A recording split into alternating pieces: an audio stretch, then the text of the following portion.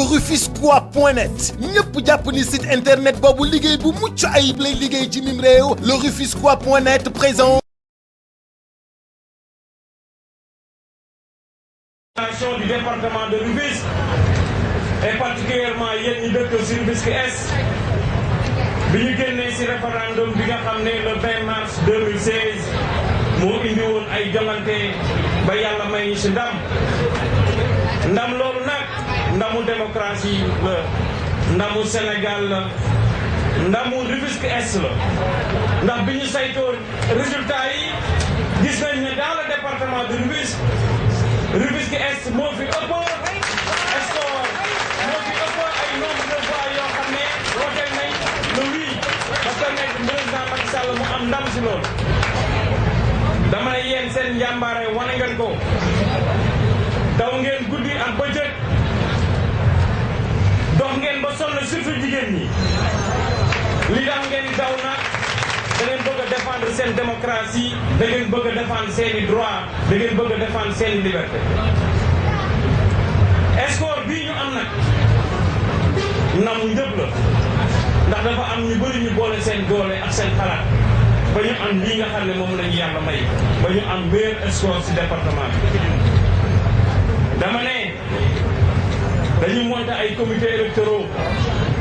quartier bu ne ñu xool à partir des centres de vote ñu monter fa ay comité te comité yooyu ay jàmbaar ñoo ko doon jiite ay jigéen gis naa li ngeen def ci bopp yi gis naa li ngeen def ci mobilisation am na sax ñoo xamante ne ñu ngi accaparer victoire bi mais dafa am benn infraction boo xam ne man dama koy créer li ñuy wax l'escroquerie politique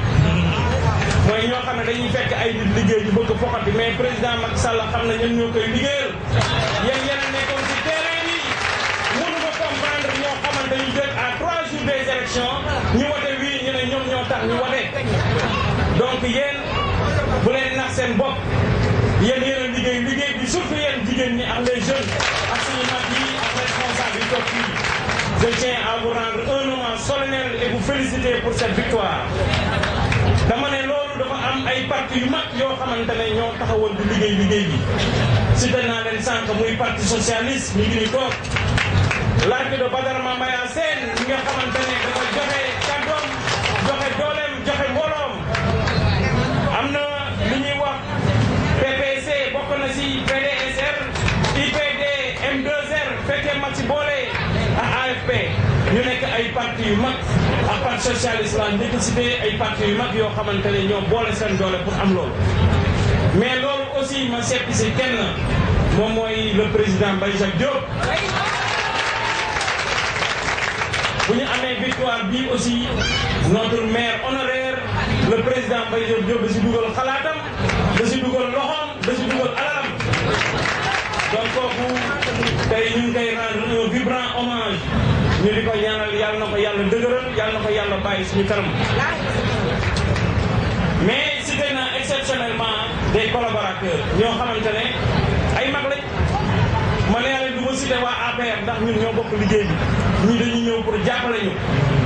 du ma cité benn responsable jigéen wala bu góor boo xam ne APR la ñii dañu bàyyi seen lépp ñëw ànd ak ñun pour ñu am victoire bi bon ñoom lañu war a gërëm mais maa ngi leen félicité responsable APR yi nga xamante ne yëpp dugal nañ seen loxo muy góor bi jigéen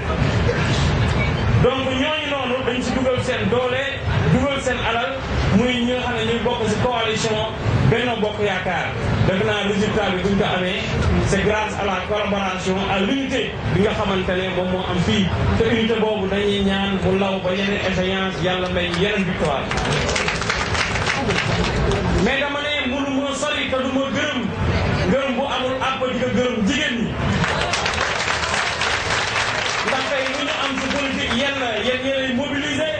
yéenay organiser yéenay ci kër yi yéenay yor Sénégal donc yéen jigéen ñi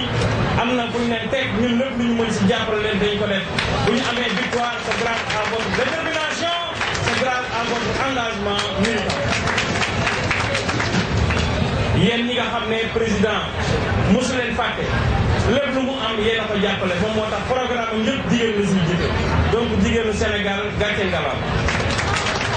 dama ne ñi nga xam ne ñoo liggéey bi jóge nañ fu ne ci Tëngéej fii Rufisque Est ma man ma cité départ Guy Mouride gis nañ seen comité électoral yi ngeen liggéey Arafat Castor aussi espoir bu mag ngeen ko am gis nañ ko gis nañ waa Colobane seen taxawaay rafet na donc waa Thiawlène na mbëri na gis nañ aussi cohésion bi ngeen am ni ngeen boolee seen doole solidarité rek moo wóor gis nañ ni ngeen boolee seen xalaat xam ne yéen a bokk liggéey bi ni ngeen jàppante gis nañ ko donc yéen ñu ngi leen di encouragé di leen gërëm si loolu. waa këri kaw aussi gis nañ seen taxawaay ak këri suuf ak Léona champ des courses ak ñoom Mamadou Diop ñoo fa sans oublier les populations de Darou Rahman nag ndax man ñun dañu am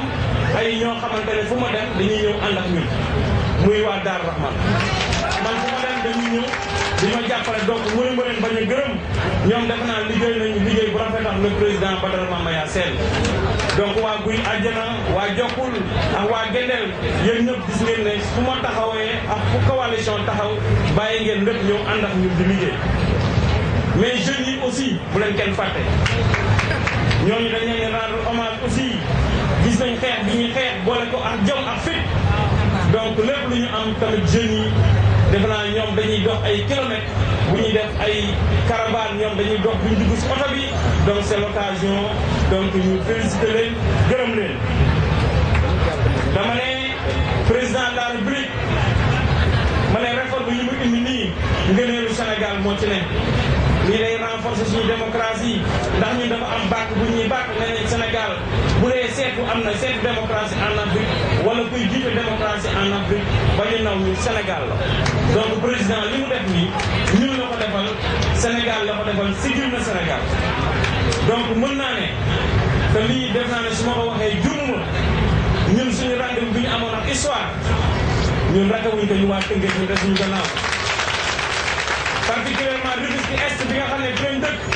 mosu leen def gannaaw suñu jigéen mosu ñu des gannaaw suñu góor mosu ñu des gannaaw donc yéen ñu honoré ngeen ñu sigil ngeen Sénégal donc ñu ngi leen di gërëm bu amul ab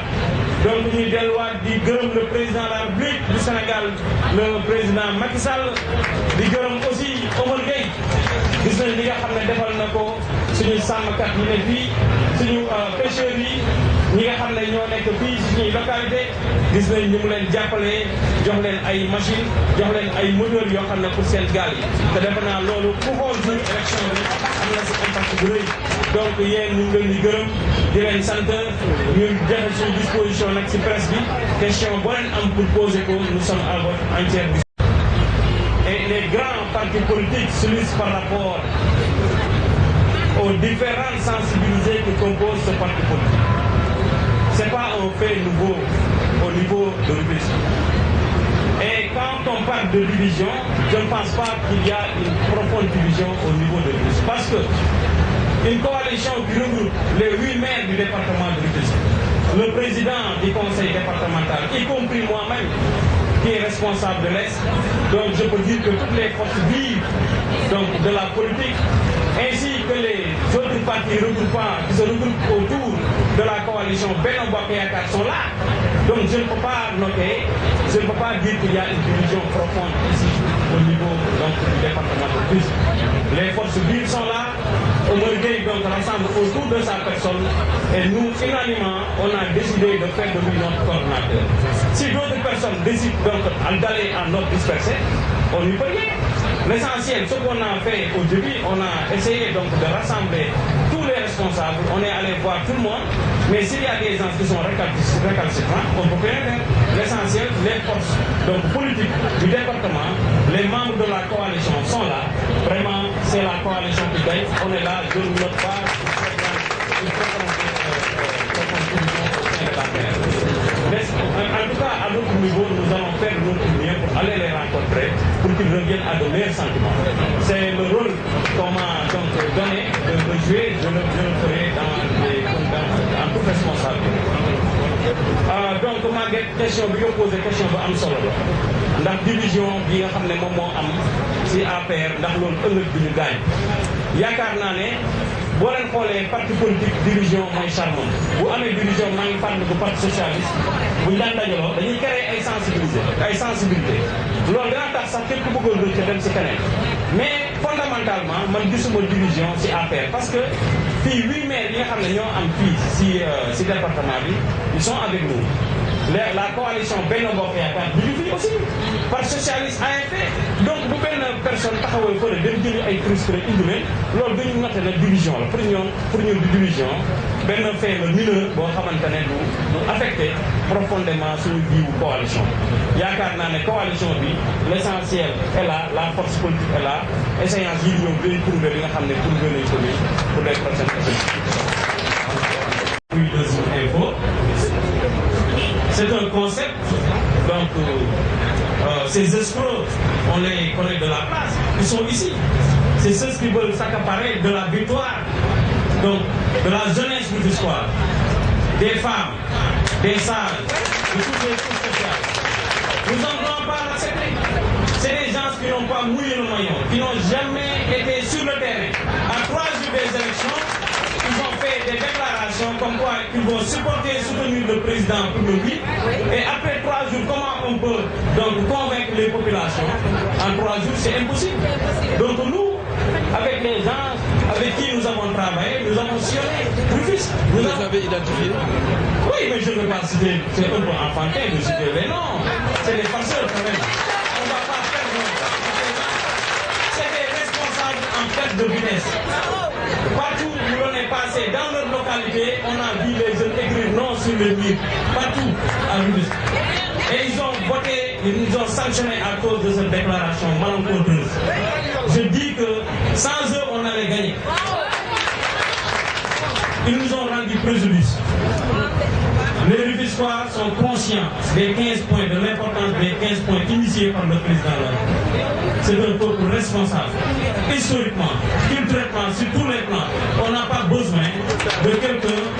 qui s'est présenté à 3 jours des élections pour dire qu'il supporte le président. Ceux qui supportent le président sérieusement étaient là depuis le début jusqu'à la fin.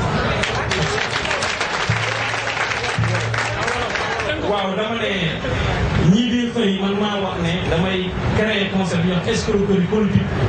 mooy sàcc politique dafa am sàcc comme ni ngay demee si kër di sàcc politique noonu la amee ñoo xam ne dañuy subtiliser dañuy sàcc mooy fekk ay jigéen yu nekk ay jàmbaar ay góor yu liggéey nekk si terrain bi depuis des semaines vendre campagne 8 jours ñoom ñu ñëw jeudi taxaw ñu ñëw ne ñoom ñoo tax ñu gagné loolu li jéego wax loolu escroquerie la te ñun duñ ko nangu maa ngi dégg sax kenn def déclaration ne dañ ko oo mu ne moom mu ngi ci réunion loolu amul man maa ko oo man téléphone maa Omar Gueye ñoo ànd man du ma wax dëgg du ma fenn ci politique man du ma politicien yii man maa ko oo téléphone boobu ñu ngi jógee di def caravane dem est le même jour bi ñu def jeudi caravane élection yi nekk dimanche ma oo ko ma ne ko Omar Gueye ne dafa bëgg ñëw féliciter la dafa bëgg a jaar fi ngeen ne féliciter parce que dafa kontaan ci déclaration mu ne ma maa ngi sama kër bi añ nekkul seen doon lekk ceeb donc koo xam ne muy heure boobu bu nga fekk muy añ nan lay gañaloo Macky Sall ñun du ñu nelaw guddi ak bëccëg ñu ngi si terrain bi ñu liggéey ba ma demee buy wul dama fekk ñu bind si mbir yi non dégage monsieur le maire lañ si bind leer na su ma nee moom su ma nee la génn bu ñëw yeneen élection ñu ñëw dina dama ne révision debout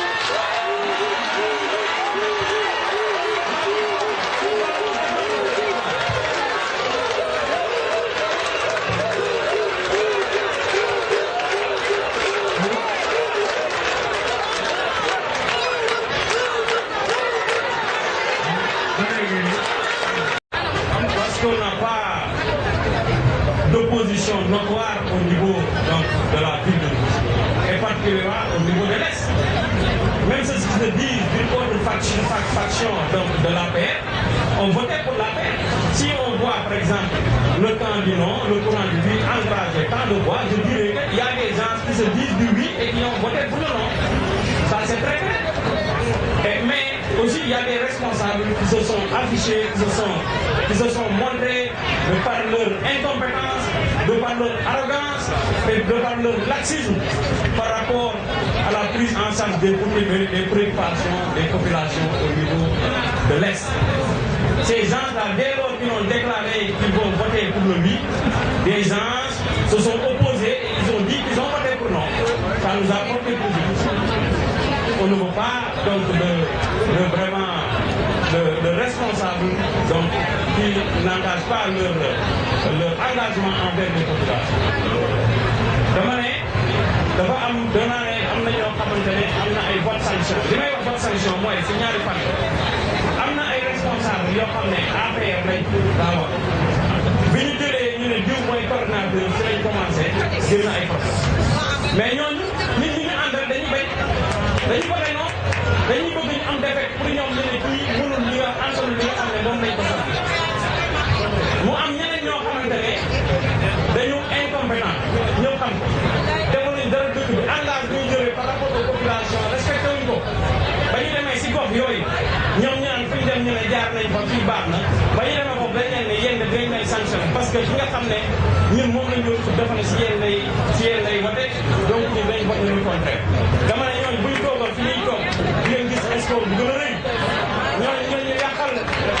indi luñ ñu benn résultat bu positif dañ ñu yàqal donc damay wax ne donc bonne sanction bi si ñaar yooyu ñoo xam ne ñoo bokk parti ñoo xam ne ñi ñu àndal kontaan ñu si bi ñu désigné keneen mu nekk coordinateur pour une seule bureau beneen bi nag moom mooy koo xamante ne il est un peu encombrant loolu la ñuy wax des partenaires encombrants bu ñëwee dinañ yokk problème dama ne ñooñu nag bu ñu ñëwee tax na waa guy ñu sax laa wax ba ne sanction xool résultat yi dama ne man je parle des faits résultat yi laa yor fii guy ñu te moom dafa waxoon élection locale jiitoon nañu ñaata ñu lay quelque fois foofu guy ñu n'est-ce pas léegi lan moo tax léegi bu doon ñooñu ñi xam ne ñoo ko voté ñu ngi guy ñu lan moo tax Arafat Castor double guy mu c'est parce que ñooñu ñu jëli woon newuñu fii donc ce n'est pas une force politique réelle loolu affaire escroquerie politique la wax dëgg fa Merci.